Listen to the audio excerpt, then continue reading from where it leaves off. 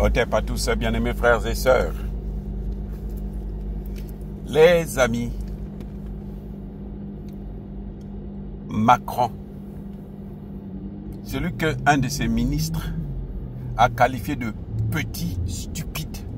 Je dis petit stupide, c'est-à-dire qu'il est d'abord petit, hein, dans sa tête là il n'y a rien, mais il est aussi stupide parce qu'il ne réfléchit pas. Si il n'y a rien dans ta tête, tu ne peux pas réfléchir.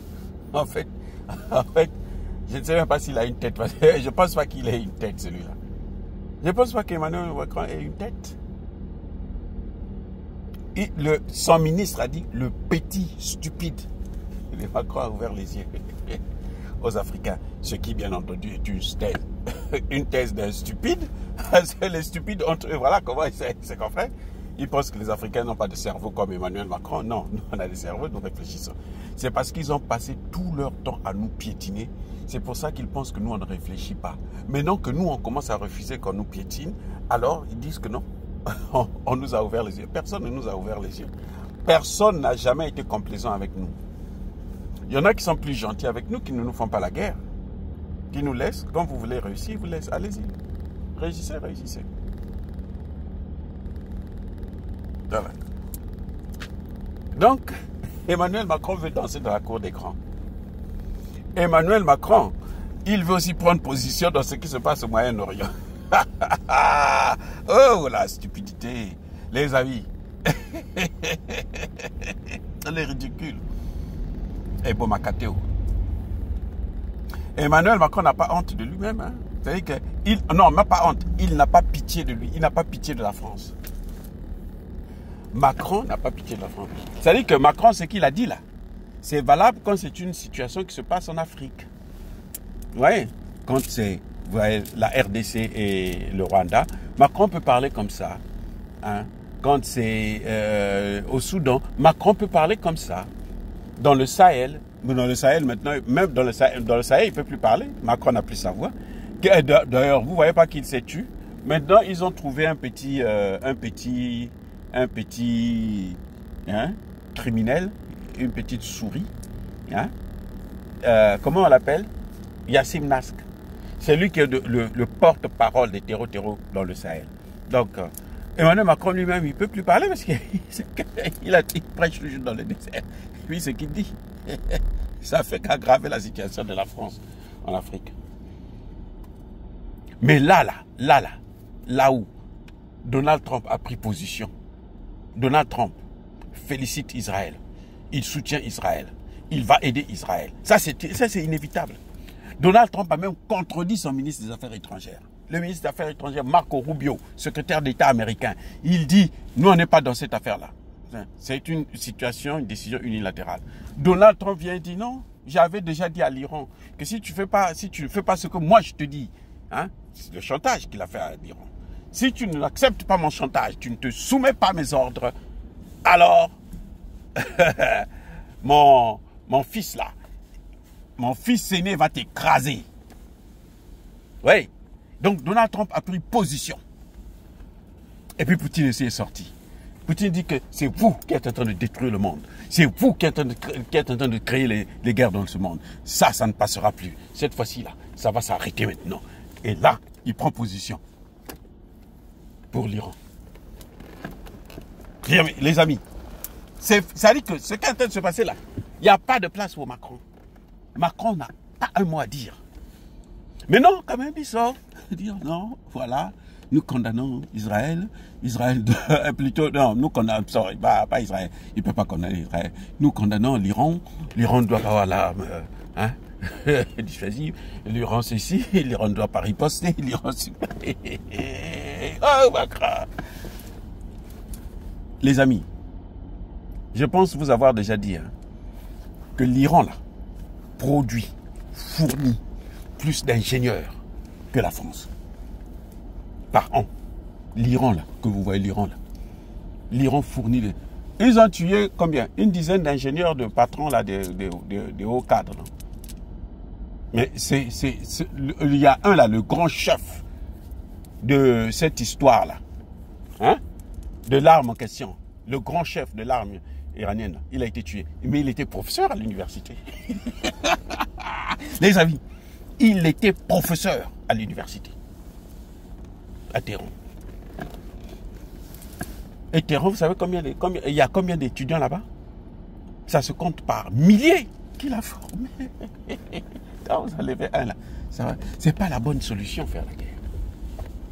Les amis, je vous ai déjà dit, même si aujourd'hui, à supposer que Israël, l'Iran ne riposte pas, s'ils prennent tout, s'ils arrivent à détruire tout, mais après il faut venir occuper. Hein? Vous croyez que ça va se passer comme en Irak? Ah, les amis, soyons sérieux. Soyons sérieux. Ils n'ont pas pu, les Houthis là au Yémen, les Houthis là, les Américains n'ont pas pu les neutraliser. Vous croyez que c'est l'Iran qu'ils vont mettre à genoux? Non. La meilleure des choses, c'est la négociation. Dans un cas comme ça. Bon, comme eux, je pense que ce qu'ils veulent, c'est comme je vous ai déjà dit, ils veulent la 3e GM. Comme ça, on remet les pendules à zéro. Parce que la Chine les a déjà dévancés. La Russie est en train de les dévancer dans le domaine militaire et même économique. La Russie est la 4e puissance. En 3 ans, la Russie est devenue la 4e puissance économique du monde. Elle est passée de la 11e à la 4e. Et elle n'est pas prête à s'arrêter.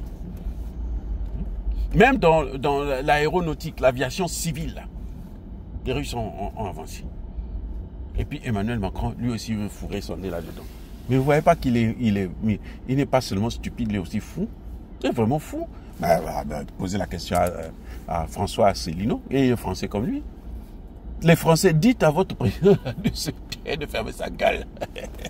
Dites-lui de fermer sa gueule. Parce qu'il n'a rien à dire de cette situation-là. Là, ce sont les éléphants qui doivent parler. Et là où les éléphants se battent, là, les souris là, doivent être loin.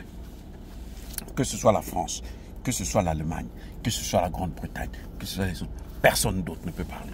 Le seul qui peut parler aujourd'hui dans cette situation-là, c'est la Chine. Je reprends. Le seul pays qui peut parler pour demander aux uns et aux autres d'adopter le profil bas et puis régler ça, c'est la Chine. La France n'a rien à dire. La France se dit, bon, comme les États-Unis vont soutenir une partie, alors moi aussi je veux soutenir cette partie. Comme ça, derrière les États-Unis, on va croire que moi aussi je suis fort. Non, on sait que c'est ça les États-Unis. Même le fils des États-Unis, là, le fils là, il ne peut rien faire sans les États-Unis. Il ne peut rien faire. Je vous dis, il ne peut rien faire sans les États-Unis. Il va se faire écraser. Seuls les États-Unis peuvent parler. Et puis la France veut venir se mettre sur le même pied d'égalité. Il est en train de faire comme De Gaulle avait fait. De Gaulle, lui, on l'avait chassé, le pauvre. Le pauvre. Il est venu en Afrique, on l'a accueilli, on l'a habillé, on l'a lavé. Et maintenant, il vient. C'est lui le premier encore à nous massacrer. Maintenant, Emmanuel Macron, lui, croit aussi. Lui, il va compter sur qui? Emmanuel Macron a une armée. Emmanuel Macron, Israël a sorti 200 bombardiers, avions militaires. 200 qui ont mené l'opération là. En tout cas, au moins 200. Donc, depuis Israël, avec chargement en ligne, en plein vol, on charge l'avion et puis ça continue, ça va bombarder. Ça revient à un autre. Et puis, ils n'ont pas rien.